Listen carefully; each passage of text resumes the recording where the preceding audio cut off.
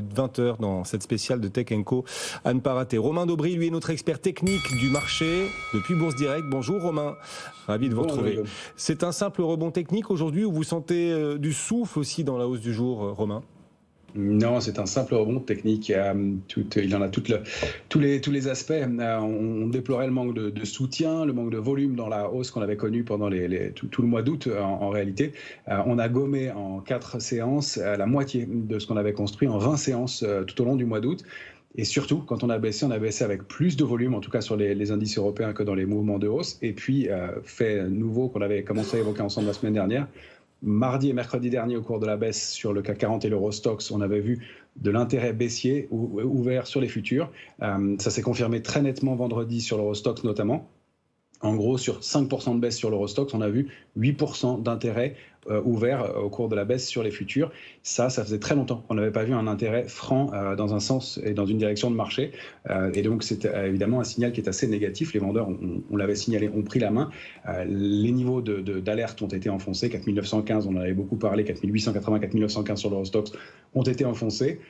Et on a baissé avec des volumes. On passe sur des niveaux qui sont assez critiques maintenant sur les indices. Donc, c'est pas exactement la même configuration sur les indices américains où les volumes sont plus faibles dans la baisse et on ne peut pas constater la même pression baissière.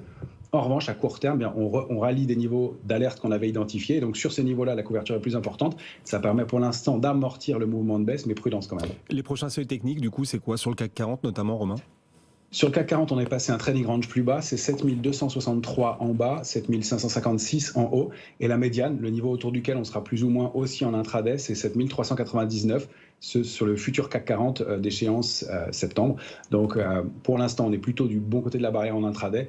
On est quand même passé sous 7556, donc le sens prioritaire, c'est le sens vendeur tant qu'on est sous ce niveau-là, au-delà duquel on pourrait réactiver quelque chose, ça n'est pas bon. Attention, sous 7263, il y a un potentiel baissier important, le marché est assez technique pour l'instant, il n'y a pas eu de sell-off, donc prudence. Romain, on en a parlé il y a quelques minutes, mais dans le secteur des semi-conducteurs, il y a une valeur vraiment qu'on regarde de près, c'est ASML, bien sûr. Petite baisse aujourd'hui, moins 0,18%, peut-être des signaux techniques encourageants ? Alors, plus que des signaux techniques encourageants, vous l'avez compris, on est assez prudent sur le marché pour l'instant. En revanche, on observe les valeurs, on va être à la recherche d'opportunités. On a atteint sur ASML une zone technique clé. En fait, cette zone, c'est 623, 691, 20. On est un petit peu en dessous pour l'instant. Il faut dire que c'est un niveau sous lequel ASML avait buté entre 2020 et 2024 avant de le déborder et d'accélérer à la hausse. Et ça représente aussi la zone de 50 à 61,80% de retracement, des niveaux de Fibonacci importants, de la hausse qu'elle avait entamée en 2022 jusqu'à son point haut de juillet dernier. Donc on a des niveaux et des zones qui sont à surveiller et c'est un point, une zone à regarder pour le titre qui est en train de repasser tout doucement en dessous, mais peut-être des niveaux d'accumulation pour des opérateurs de long terme. Donc pas encore de signal d'achat malheureusement, une baisse, une légère hausse en ouverture, mais une baisse manifestement à l'heure qu'il est.